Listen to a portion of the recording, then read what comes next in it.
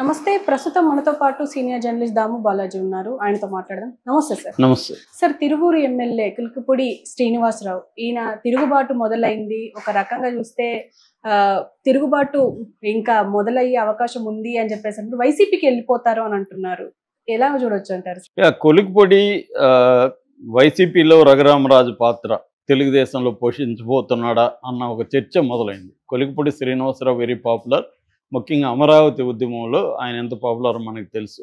అమరావతి పరిరక్షణ సమితికి అధ్యక్షుడిగా ఉన్నాడు. అమరావతి ఐక్య కార్యవేదిక దానికి కన్వీనర్గా పనిచేస్తాడు ఆయన. ఆయన అన్నిటికంటే కూడా నిత్యం టీవీ ఛానళ్ళు అప్పట్లో తెలుగుదేశం, ఏబిఎన్, TV5 వీటిలో నిత్యం ఉంటూ వైసీపీ మీద చాలా గట్టి పోరాటం ఆయన చేశాడు. రెండోది, ఆయన నిర్భయంగా ఉండే వ్యక్తి. ఒక్కొక్కసారి తెలుగుదేశం మీద కూడా ఆయన గతంలో విమర్శలు చేసిన సందర్భాలు ఉన్నాయి.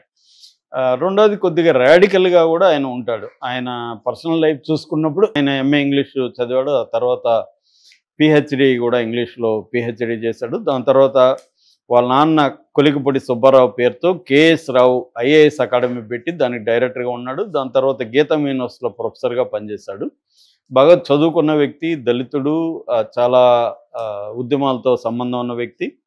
సో అందువల్ల కూడా ఆయన బాగా మాట్లాడగలడం అవన్నీ ఉన్నాయి. అట్లాగే రాడికల్గా ఉండడం, ఎక్స్ట్రీమ్గా కూడా వెళ్ళాడు. గతంలో కూడా ఆయన వివాదాలు ఉన్నాయి. బీజేపీ నాయకుడు విష్ణువర్ధన్ రెడ్డిని పబ్లిక్గా లైవ్లో చెప్పుతో కొట్టాడు. తర్వాత RGV తల తెస్తే ₹1 ఇస్తానని ప్రకటించాడు. ఇలాగా గతంలో కూడా వివాదాలు ఉన్నాయి. నిజానికి ఆయనకి టికెట్ ఇవ్వడం పట్ల కూడా వ్యతిరేకత ఉంది.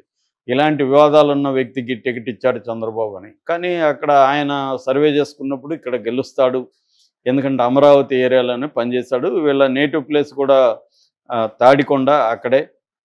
కాబట్టి ఈయనకి తిరువూరు రిజర్వ్డ్ దీంట్లో ఇచ్చారు.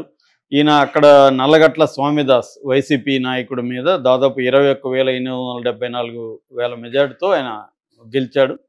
అప్పటి నుంచి కూడా తలనొప్పులు తీసుకుని వస్తూనే ఉన్నాడు. ఈ 10 నెలలుగా కూడా తెలుగుదేశంలో ఆయన ఒక కొరకరాని కొయ్యి అంటారు కదా, అంటే ఆయన్ని మీద చర్య తీసుకోకుండా ఉండలేరు. అలాంటి ఒక కండిషన్ని తెలుగుదేశానికి ఈయన నిరంతరం క్రియేట్ చేస్తున్నాడు.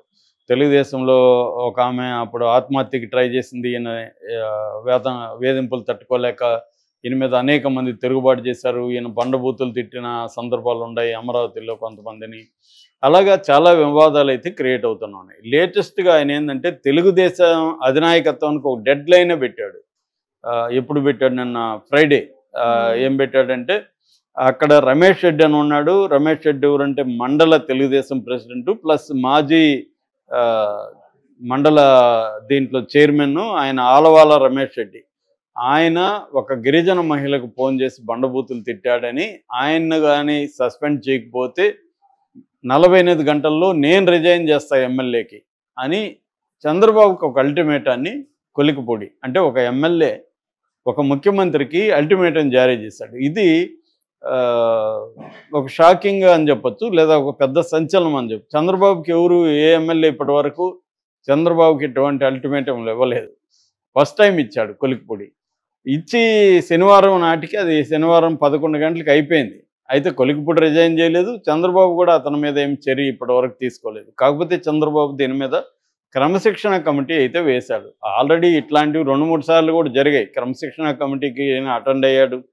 అవన్నీ జరిగాయి, కానీ ఆయన ప్రవర్తనలో మార్పు లేదు.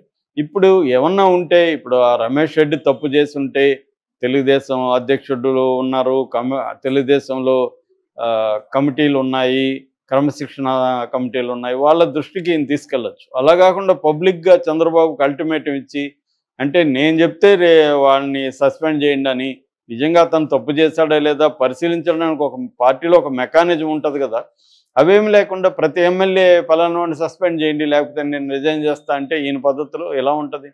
ఒక గందరగోళం అయితే నెలకొంటుంది కదా. అది ఇప్పుడు చంద్రబాబు తలనొప్పిగా మారింది. చంద్రబాబు దాంతో ఏం చేశాడంటే, తెలుగుదేశం రాష్ట్ర అధ్యక్షుడు పల్లా శ్రీనివాసులు, తర్వాత ఎన్టీఆర్ జిల్లా, ఇది ఎన్టీఆర్ జిల్లా కిందకు వస్తుంది, నిట్టం రఘురాం ఎన్టీఆర్ జిల్లా తెలుగుదేశం ప్రెసిడెంటు, తర్వాత విజయవాడ ఎంపీ కేసినేని శివనాథ్ చిన్ని అంటారు ఆయన వీళ్ళతో కలిసిన ఒక కమిటీ లాగా వేశారు.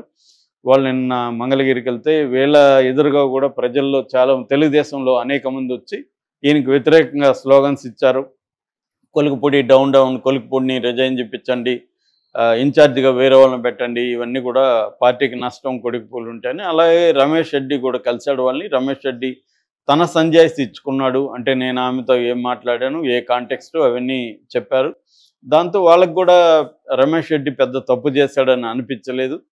పైగా మన కార్యకర్తలు గత 5 ఏళ్లలో వైసీపీకి వ్యతిరేకంగా పోరాడారు, గ్రౌండ్లో నిలబడి దెబ్బలు తిన్నారు, కొట్లాడారు. వాళ్ళని ఇవాళ మనం మంచిగా చూసుకోవాలి తప్ప ఇదేమి పోకడా అని ఎమ్మెల్యే మీదనే వాళ్ళు అంటున్నట్టుగా తెలిసింది. ఈ నేపథ్యంలో ఆయన పుండు మీద కారం జల్లినట్టుగా మళ్ళీ ఒక వీడియో పెట్టాడు. ఎవరి కొలికిపూడి. అదేంటంటే మనల్ని ప్రజలు ఎన్నుకునింది జగన్ని తిట్టమని కాదు, అభివృద్ధి కార్యక్రమాలు చేయమని, ప్రజలకు మేలు చేయమని అని చెప్పాడు. ఆ స్టేట్మెంట్ మంచిదే, కానీ ఈ కాంటెక్స్ట్లో చెప్పడం అనేది ఇప్పటివరకు ఎవరు చెప్పలేదు. కూటమిలో ఎవరు కూడా మనల్ని ప్రజలు ఎన్నుకున్నది జగన్ని తిట్టమని కాదని. జగన్ని తిట్టడం అనేది పొలిటికల్ అవసరం తెలుగుదేశం కూటమికి. జగన్ని నిరంతరం జగన్ అటాక్ చేయాలి, అన్ని రూపాల్లో జగన్ అటాక్ చేయాలి. ఎందుకంటే జగన్కి 40% ఓట్ షేర్ ఉంది. రేపు ఖచ్చితంగా థ్రెట్ అయ్యే అవకాశాలు ఉంది. జగన్ కానీ 5 ఏళ్ళు యాక్టివ్గా ఉంటే ఖచ్చితంగా వీళ్ళకి ఇబ్బంది. ఎందుకంటే సూపర్ 6 అమలు చేయలేని పరిస్థితి.